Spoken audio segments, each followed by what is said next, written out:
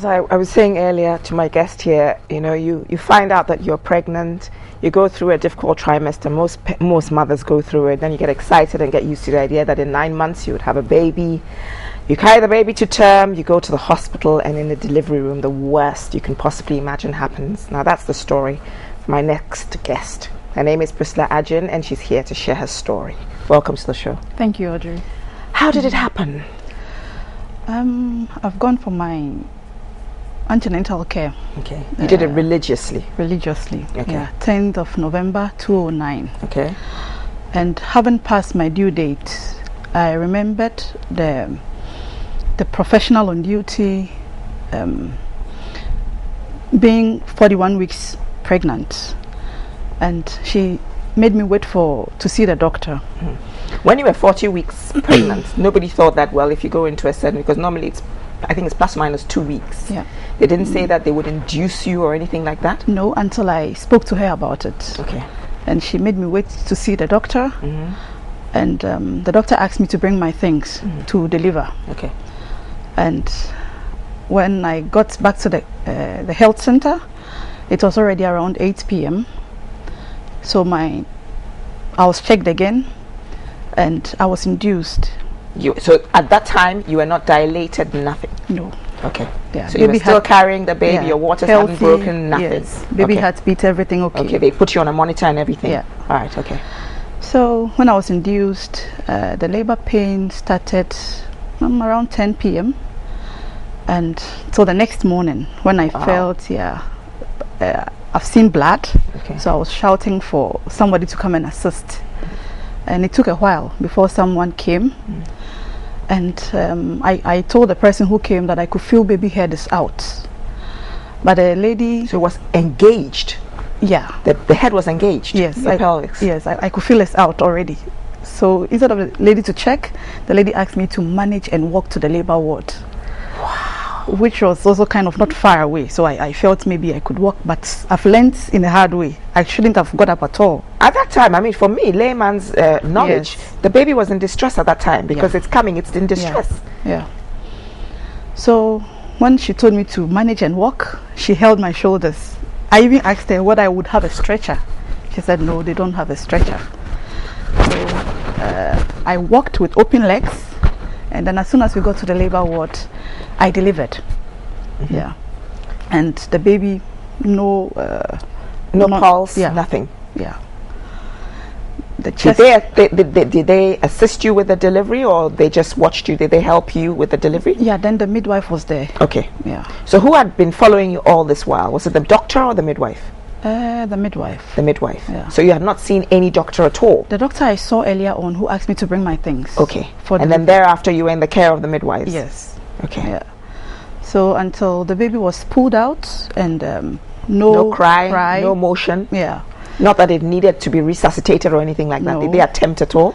They attempted to put oxygen in the nose. Yeah, but no noise at all. How were you feeling at that particular moment? I was shocked. I was really shocked, and then I started bleeding.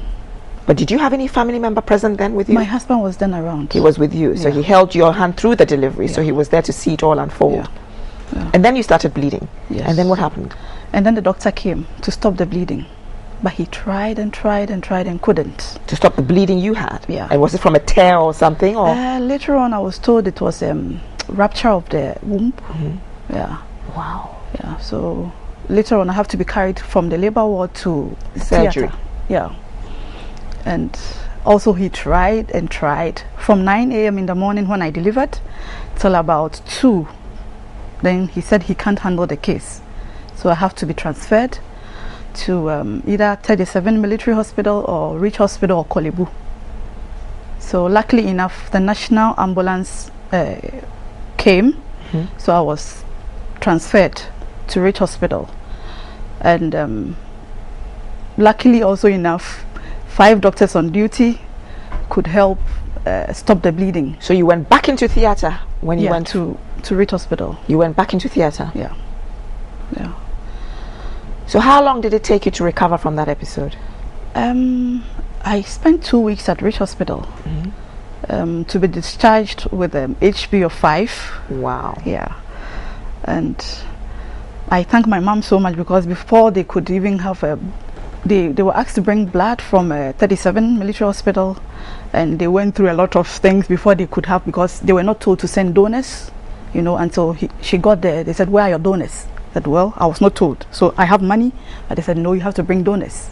Wow. You know, all the stress. And she managed to get the blood, yeah, and then came the first one they put on me, also came out, yeah. So the second and third stabilized yeah. you. But this was not your first child. This was your second child. Second child. So obviously you had delivered healthily the first Yeah. time, and so you were used to Yeah. pregnancy. Only somewhere I or the changed other. clinic, you know. You changed we clinics. moved. You moved house. Yeah. So you changed to one yeah. that was a bit closer Yeah. to you. Yeah. So you'll get well. You've got the support of family support. How did you feel in yourself? Now I don't talk about it with much pain, because it's been about almost 5 years now. Yeah, but anytime the issue is raised up, you talk with it with some kind of passion and some kind of hurt. Yeah. So But did you go back to the hospital at all? Did you go and try and find out exactly what happened and hold them to blame? After I've regained some strength, I went to see the matron, and she accepted that it was their fault, and she apologized for being negligent. Yeah. Just an apology. Yeah, because she confirmed, or she confided in me that. My goodness, 9 months of pregnancy, the antenatal you had been to, the I'm sure you had started buying stuff for your layette, your baby stuff, and everything, and all you get is a simple apology, not even written, but oral, verbal. Yeah, that's all. That's all. They didn't seek to look for you. They didn't seek to compensate you. Not nothing at all. And you didn't seek redress in the courts or anything like that? My husband didn't want us to take any legal action against them. Yeah. So. But then, I mean, maybe in a sense, you've been blessed with another child. You were blessed with another child, which is a good thing, because I'm sure there's some people who are so daunted by this that they're scared to try again. But you went ahead and you've had a healthy baby, and probably it's even double the joy. As we're saying offset, I said I'm sure that the birth of another child doesn't sort of nullify the loss of another. You know what I mean? But at least it gives a little bit of joy to help you a bit. Particularly knowing that, I mean, you've lost a girl and now you have a boy. Yes. So you lost a girl. So are you going to have any more children? Not really, but I would want to have a girl. And that could go to 2, 3, 4. No, you've got 2, so 3, 4, 5. I don't want to have a lot of children. You don't want to. No. Now, what do you think about the maternal health system in the country? I think the country can do more. Yeah. The attitudinal side. Yeah. Our dear nurses shouldn't feel like maybe they've seen it again and again, so they will not run. But I think that's actually the problem. Yeah. Not only in the medical field, but in every. I mean, we no longer have passionate people. Yeah. And you're right. I mean, when I go, and when I go into clinics and I see, I have a very dear. The clinic I go to, the lady is very compassionate. Okay. I guess maybe we've been going there for a long time, so she's almost like a family friend. So she'll listen to you for any little thing. But you go to visit people in hospitals, and the attitude of the healthcare providers, it's almost, I mean, as if, well, what have we not seen before? That sort of thing. And that's what's killing us. Because if she had heard you, I mean, why would she say to you that with your pelvis or pelvis actually engaged with the head of a baby there, walk to the theater or walk to the birthing room? I mean, it's totally unheard of. And I think, I mean, we're going to be talking from somebody to somebody from the Ghana Health Service shortly, but I think that if we held them accountable, they might be a little bit more cautious. I mean, when dealing with us, I think so. I think so too. But maybe when you want to take legal actions, then they will deny. Well, that's the thing. If you want to take, but then if I mean, like in hospitals, I think in the West, they actually have a whole I forgot what they call them, a whole unit that goes into investigating what actually happened, so that they can see who's to blame and who's not to blame. But we're going to go for a commercial break, and when we come back, you'll meet Dr. Abwaji, who is from the Ghana Health Services. Okay. Viewers, please stay with us. We'll be back shortly.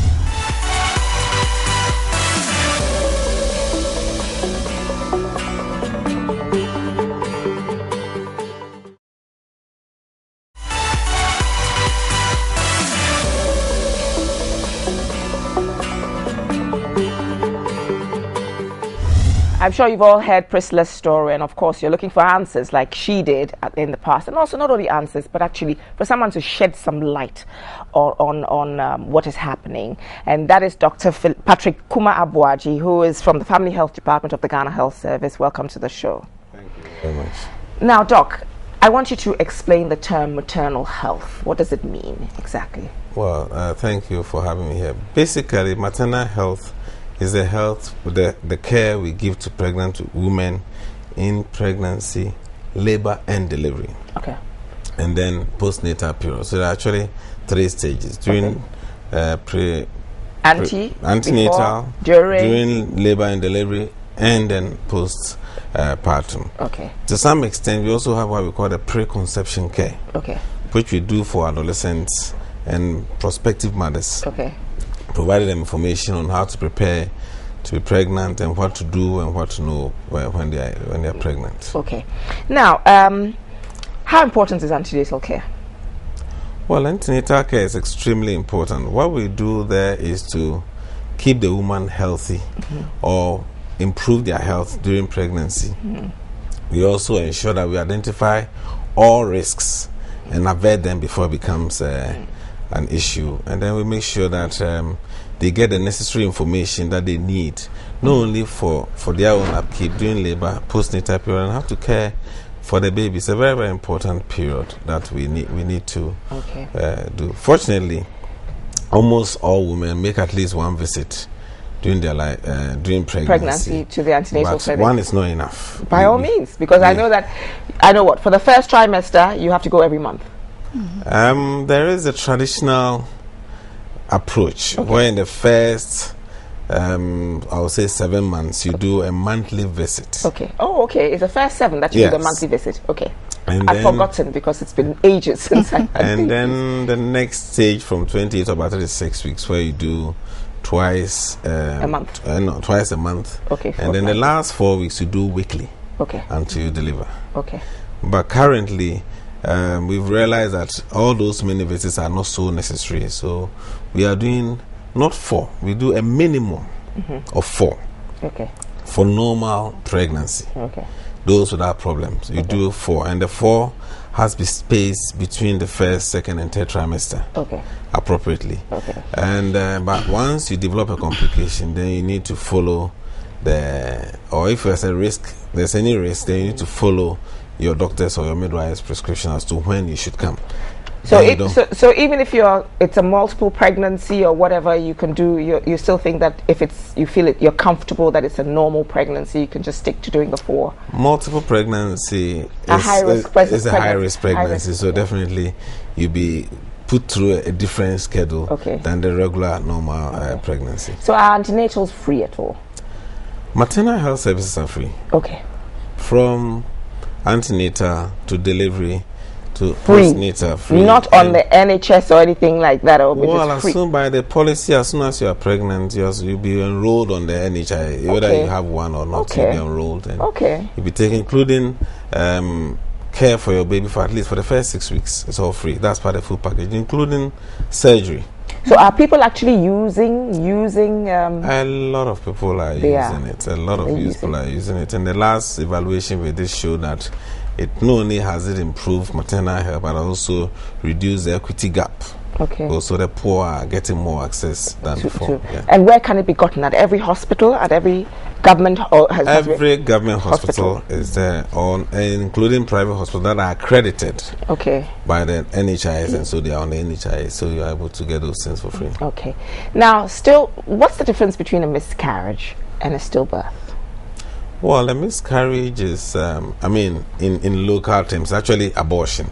But miscarriage is when you lose your pregnancy before, say, the first 28 weeks, and lose pregnancy before the first 28 weeks. Okay, so if you lose before then, 28 weeks, like 7 months, 6.5, 7 months. Okay. Yeah. So if you have a baby between that time, it's a miscarriage. Yes. So any time after, by definition, but after 28 weeks, then that becomes a stillbirth. Not necessarily. It's a stillbirth is meaning the baby was born dead. Born dead. Either it was dead long before delivery, or just before delivery, but the baby there must be no life at the time of birth. Okay. Normally, once you cross that, then we consider that as a viable baby, and so any death there can be classified as stillbirth. Now, does having proper antenatal care actually help or reduce the occurrence of stillbirths? Let me just start from here. Some of the causes of stillbirth will include fetal conditions. Okay. I mean, that's the conditions of the baby. Some may they have congenital abnormalities that are not compatible with life. Okay. They may also have other issues to do with the health of the mother. Okay. A mother with a very bad malaria, very low HB, and all those things, that's anemia, etc., also have the tendency to have, because the baby will not be unwell. Okay. And so labor, which is not such it's also a very stressful condition for the child, may lead to stillbirth. And also we have issues of, I would say, management issues. Management issues, not so much of the care we give, but when the woman sought care. So it's a cut across. We may have done, not the hospital may not, the facility may not have provided the most optimal care for the mother, but also it depends on what the woman had done before coming. When she got there after delivery, after getting into labor, some of them have been in labor for a long while, beyond a certain level, and so that actually causes that it. can also lead to delay. I'm thinking in my mind that, I mean, if you're, like you said, sometimes maybe the baby's been dead for a while and you're carrying a dead fetus. Yeah. I mean, after a certain time in pregnancy, there's fetal activity. Yeah. Don't people sense that maybe the baby's not moving, or something or the other, that they need to sort of raise the alarm or something, or go to the hospital? Yes, I think those are part of the consciousness we raise during antenatal care, where the mothers are told to be wary of fetal activity. If your baby is moving unduly quicker than it normally does, that's something you need to report. If you are not feeling the movement the way you should, you should report for it to be checked.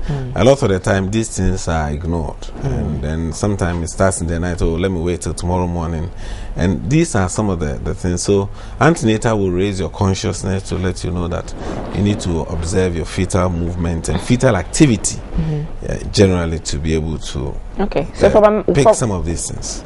From your point of view, I mean, how long a period of silence from fetal activity should get me? Should I be worried? Well, normally, you see, some of these things you don't want to say it on air because people take it and then they start practicing it, and it may not be appropriate for everybody. Okay.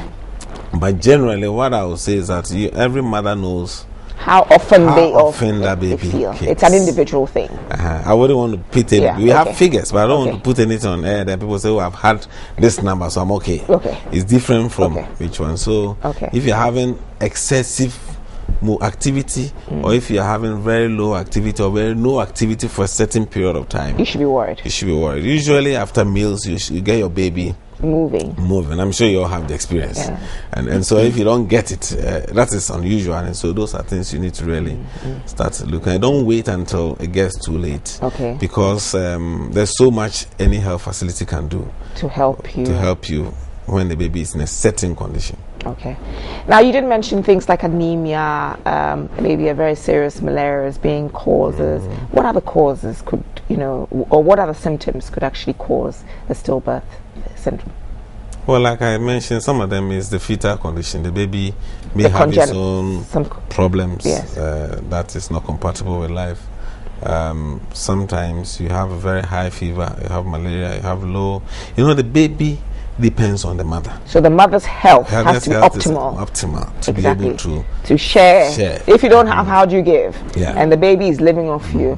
Well, I mean, I'm sure in that way people say, I'm eating for two. You know that story, I'm eating for two, which really is never a case. When you over excessive eating too has its own challenges also on the distance. So you just have to follow the advice and the diets that you are giving by your health practitioner. These days we have, for every antenatal care, we have given a small booklet called What Every Pregnant Woman Should Know. It's a green book.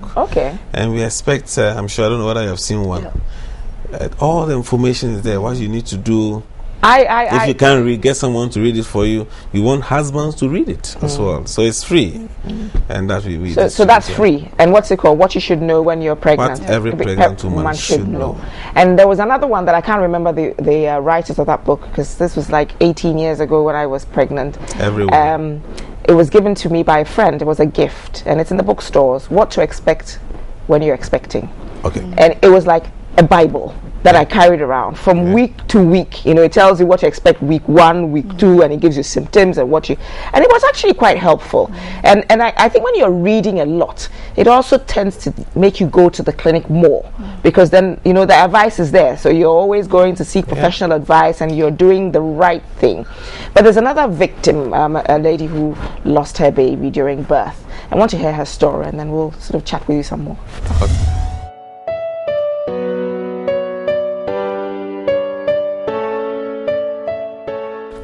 Sisi die train me wo nso ye kan nyem dia manyem 5 2 ena ba ko sey ba ko de me wo no na manya na me hu se me ye kese but na me se kese na me ye no e bia me be wu ni ntina e bia me sesa na bo be te say 11:30 mo na me ka che me kunso fa me hospital na de ye me no mentumi me hu de menya me hu ti ya ko ene na nurse ni ba ko say yanko labor ward ho street no say ena ya ko na obusi debi yanko reception ansa na omai hwe bibia ansa na ye de aba ho na me say nurse na owo front desk na no sim yanko ho yemra ho nti omo hwe me na bibia no omo nya ne so omo ye omo ampene na ye sa call back to the front desk so na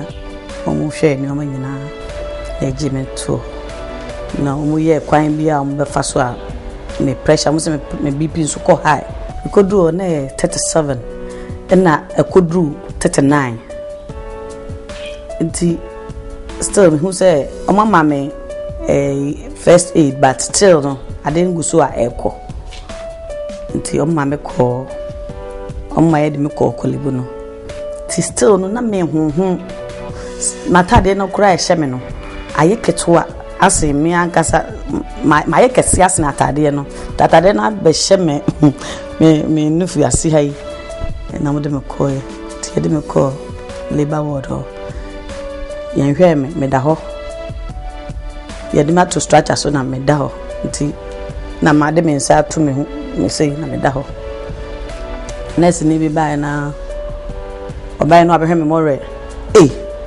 na wo bi awo aka wona wa hye nezi ene me de me say e critical me ma wo no amfa more ya betiti me dani me ni me hwe ne o si Jesus nti oka Jesus no me nim adekunti oka Jesus me nim de mani ma ye se ma honhu ama mani mu nyina honhu oka Jesus me honu biem okoye no me honu biem nti doctor ne bai na no betena ase gina kunya betena me nchen ha ana o say ya ka bibia akire ana am say o say aka cho say wo ba no wawu wo yem ana me say ana say ne what ase dia problem bi ni ho me ye de me free amansa my transfer me no ye ka kire me but ma nya ntum omo ka say omo ntem me ba nka nso ma nya ntum because na me say me gitum a ehu bebo me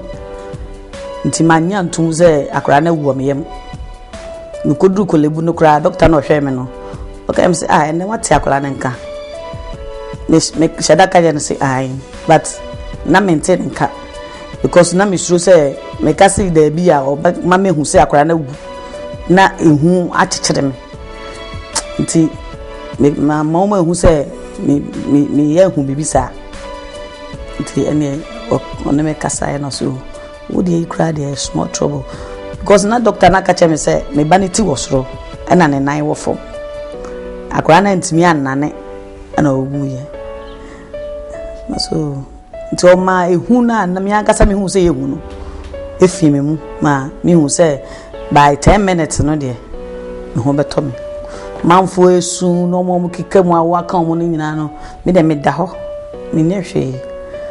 Nti na yesi omo insert edru no mo 5 drips no sisi yenso ya de drips no sisi amanfo so bia ya de sisi no so idahodi na afidi adeni ya bi ya te ona na master tiki kam na me bompaye na me ka Jehovah Rapha Jehovah Nisi Adonai na me keka sansam no na me bompaye na doctor ne say yen tutu ade ne mfime so yen tutu ade ne mfime so na nurse ne say na obi kekam na de ntina me nko ade me kekam no doctor ne say yen tutu ade ne mfime so na me say na doctor ne say mi ude mututu ade ne mfime so na say minim onim ade a me ya onim ade a me onima sema me kan to mututu ade ne mfime so na sister bia fe na Aisha obai na obetutu ye mututu ne ma ne mfime so no doctor de kan say insert the normal one. No, we insert normal one. No. Omo insert about 5 minutes. Na ma. Ana omo fa me ba no de ne kire me no krampo me wo ye no. Me da ho sa na kwanda so da ho. Na me da ho na kwanda so da ho but it's 45 minutes. E cheye pa na me da ho na kwanda so da ho. Se no mo be bisa me se me hu ba me wo ye no. Na nurse ne fa kwala no de kire me na ma 2 girls that ti no your boy no o say me ba na ye be ma but my no I'm sure me ti asi de o mo ma me first labor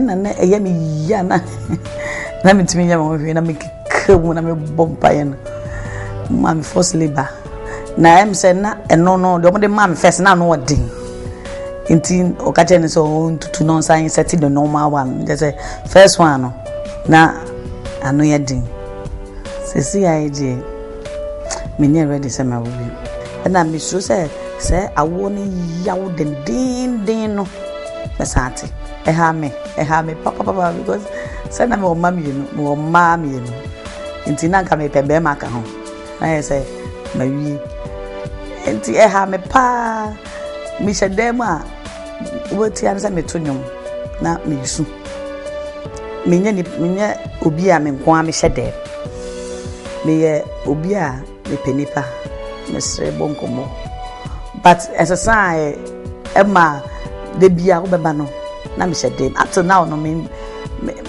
ewo ho say bia me faka ma ko madam bi ho na kotin asesame amaye sese kra mama ye different person altogether.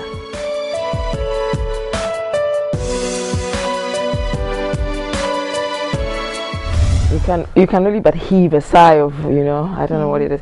But what was her condition? She had preeclampsia. She had yes. She must have had preeclampsia. Yeah, from the description she must have had preeclampsia. But she also talked about 39. So I thought maybe it was some fever. Okay, yes, so I really know what it was. But when she was saying that she not why kakrakano, isn't that also like gestational diabetes sometimes that affects people or the pressure is the one that makes them grow really? Well, the preeclampsia also will make you bloat. Oh, it does. And some of the myths that go around is that we're going to have a baby boy, that's why you're growing big.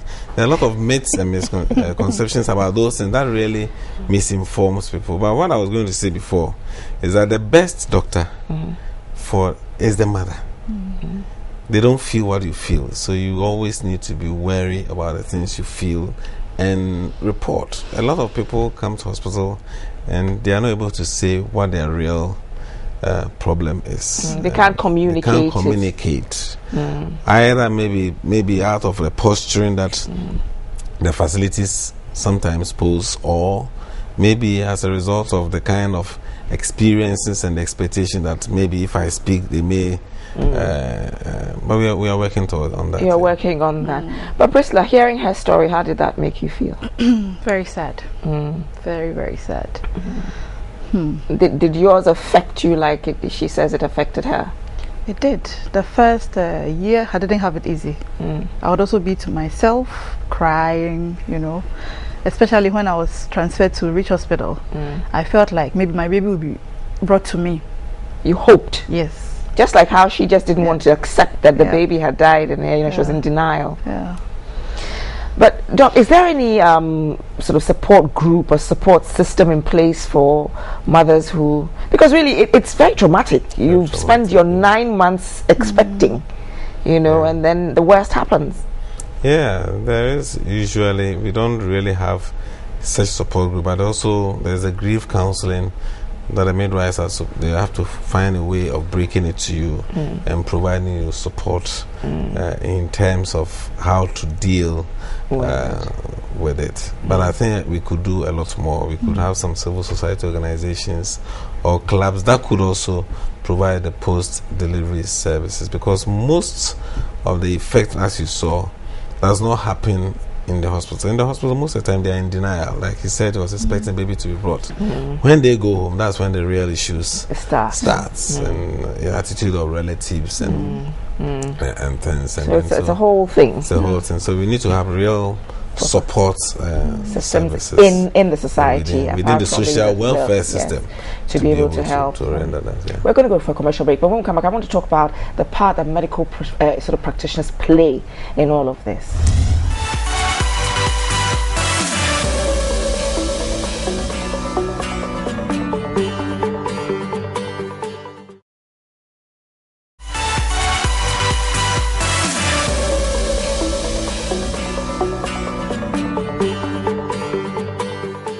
Welcome back to today's Women's Show. I'd like to acknowledge our sponsors once more, and that's Sunlight 2-in-1 washing powder. It says not all washing powders are the same. That's why Sunlight adds freshness to cleaning power to give you Sunlight 2-in-1, the sensational cleaning and fragrance that lasts all day. Okay, Doc.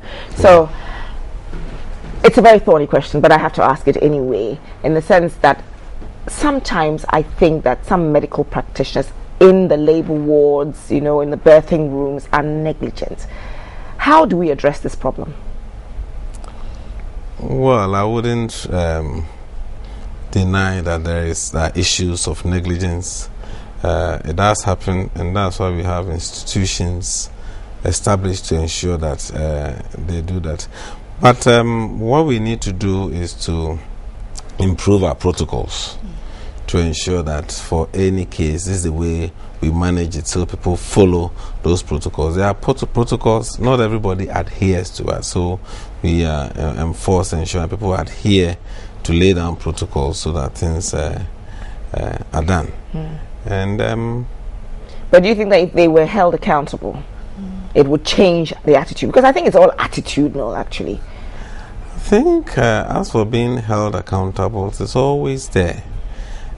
Except that maybe the media doesn't follow it to the end. There's always issues once it goes, for example, if it's a doctor, it goes to American and Dental Council, they follow it through. People don't follow it to the end of what so happens. We don't actually see that something is being done. But it's always done.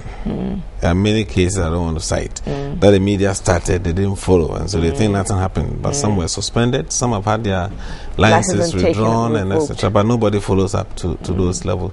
So there are issues of being held accountable, but it all has to be investigated appropriately for the right conclusions to ascertain whether indeed it was negligence. Was it negligence or because the person did not have what he wanted to lay blame at somebody else? Yes, or was he equipped enough to handle what he was being made to handle? So they are all issues that need to be solved. But our last victim story, according to her, was about negligence.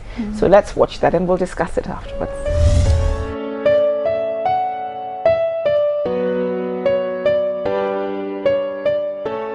Na omo yentafo na mbesha asenye moyeno na me call hospital nko ti me call hospital de bia na naka be 2 months na mawo enti wo se wo beje me ato na me se you mate enu ya chikura ni nyina na ma honhon aye kese pa me na ho nyina ya kese me na ho nyina be hyewe nani nti me frem ma me so won family amamrem na wo se wo beje mato no se you ti ampa wo de brem de bia no wo be check him ti doctor be check him no ka chire necessary funi se me ma me se me time so ya Emma woman one family theater straight in our operation. Tiampa time was swing. I will come me Tuesday and Mary. Many number next in any miss I won't come. Till Wednesday, na metesa I will not come pa. Wednesday and Mary. And now, what them McCoy. To what them McCoy na wo me pani. Into a mammy forced labor. And see, Neffy no panning in answer mini dear. Into a mammy for so chimney pa. Emma what till my singing still not abufranema. Into why you push na my yearman who pants maybe yearman who am back with D kind a buy. It's not back on D can bind the nabo 8. Tibacco buy a chin. I feel back on a cawamium. O cosuru no buffum, o cosuru no miss Emma me bread. A mammy cram a casa catch it wincy. Doctor Nagachi must a men for I will come here, more famimra.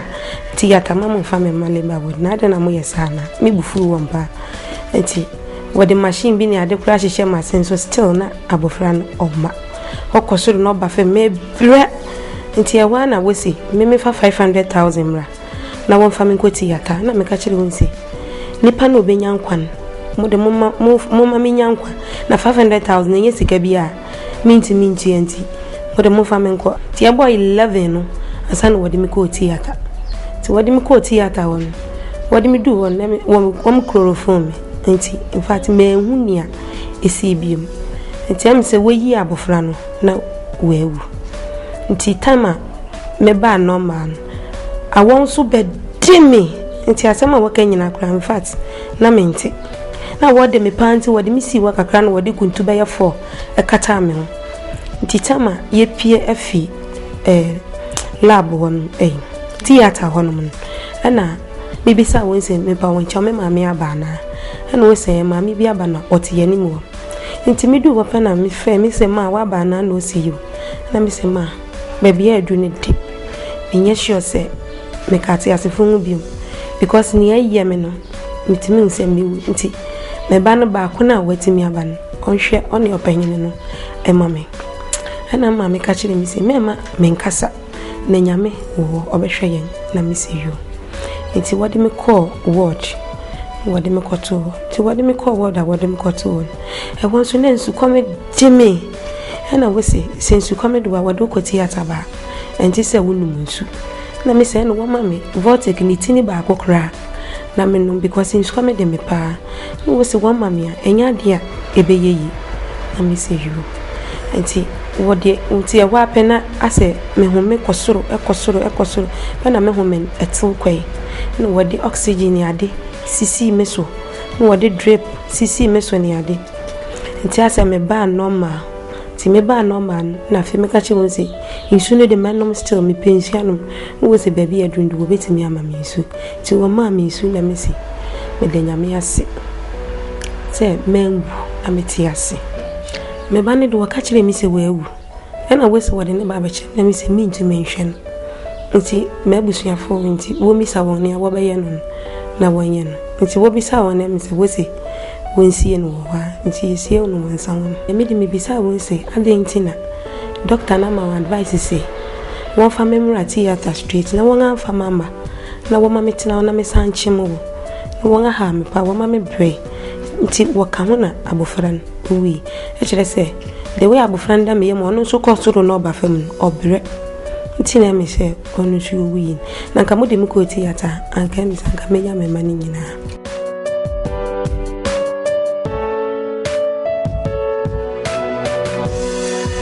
What do you think happened here? Well, I mean, you were told that when you get into labor, you should have an elective cesarean section. Mm-hmm.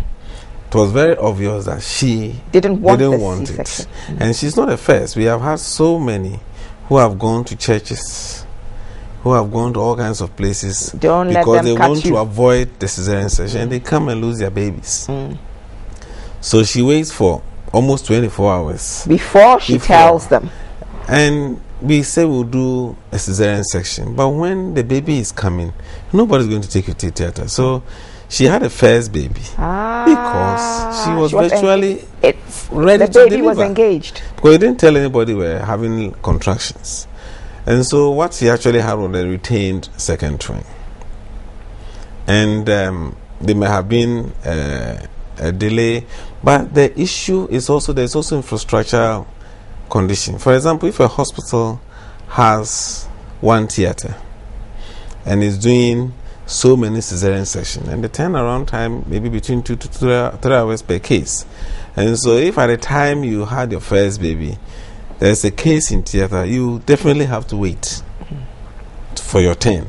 And those are some of the challenges that we also as health workers have, that we don't have the luxury that as soon as we are ready we can go, because there could be a queue. I've seen queues in Kolebu, I've seen queues in Konfanoche, not because doctors are not prepared, because they don't have the facility. There's only the theater is full, is booked with another equally important case. And so I think she should have alerted them when she started. The moment she felt the pain. But I'm sure, knowing that she will do everything to hide even the pain. But she said it. She said that when she felt it she waited a whole day and before she how mentioned. is the nurse going to know that you are in labor? It's not like a temperature chart. The person is having contractions, I'm not having any contractions. And so those are some of the issues. I think if you look at the book that we have written for pregnant women, we've also talked to them about the reasons why we do cesarean section. Nobody likes to do cesarean section, but there are very good reasons, and people do everything. I know some people who love it. Yeah, because I love it. I like you love it. My second I'm not quite sure if I like it, though, but and it was cool. Yeah, because I don't go through any labor. And you don't go through the labor pains, and then but the recovery from C-sections is a lot more, is longer than it is from a normal birth. So I guess everybody and what they want. It's an individual thing. It really is an individual thing. But Doc, what is being put in place? Are there any measures that are being put in place to help? I mean, education-wise, are there any sort of workshops, seminars? What's being done to create the awareness of the importance of attending antenatal care? Well, I mean, we keep on doing a lot of education, both community, on radio. You may not be seeing so much in Accra, but if you go to the community radio in the rural areas, there's a lot of education trying to encourage more women not only to come for antenatal care, but also come and deliver, because that's a very crucial period of care. We are also working towards improving access. Access is extremely important. Getting from your little village hut to the community hospital. What we have also noticed is that the travel time in the big cities are getting longer. Traffic. And so someone in a rural area may have better access than, say, someone from a dental who is bleeding at 6:30 or 7 a.m. and have to rush to the nearest hospital, 37 or wherever the nearest. So we are trying to create access, and somewhere last week the Director General has had meetings not only with the private sector to see how can we maximize the things we have, all the theaters available, how can we use them so that women can get care as promptly as possible, instead of going to queue at Rage or Kolebu. Is there anything that we can think through so that we can make sure women get prompt care? So access and the infrastructure is also a challenge, and so those are some of the things that we are also trying to expand. Now, the fact that you've had a baby that's stillborn doesn't mean that your child after you will also have a stillbirth, does it? It's not something that runs in the genes. It's not hereditary or anything like that, is it? No, I mean, it's all pregnancies that come with its own issues, and the conditions you had, the conditions of the baby, unless there's a genetic condition that is repetitive. Then you could worry about that. But even then, once we know, there are measures that are taken to reduce the risk of losing. When you see genetic conditions like what? For example, if a woman who is RH negative, for example, rhesus negative, and is the husband is rhesus positive, so the first child is born, and there's some mixture of blood, and so the woman develops antibodies against the next positive child. That's a whole biology lesson. Yes, but go on. Yes, so that child is always going to be positive because it's what we call is dominant, and so the child is, if the father is positive, the child is always going to be positive. Such a mother, those antibodies that they got in the first or previous pregnancies may attack the current fetus. Okay. And so those things could, but then once we know how to address them and reduce that as much as possible. Sorry, but this is a platform to educate, and I know what rhesus positive and rhesus negative is, but you need to actually explain the rhesus factor. Well, it's part of the blood group. Some are positive, some are negative. Majority of us are positive. Okay. And very few are negative. Okay. And once you get, I would say maybe inoculated, when there's the positive enters a negative blood, the body develops, because sees as a foreign body, so develops some defense to attack it anytime it comes back, because it's a foreign body. And that foreign body could be your next baby.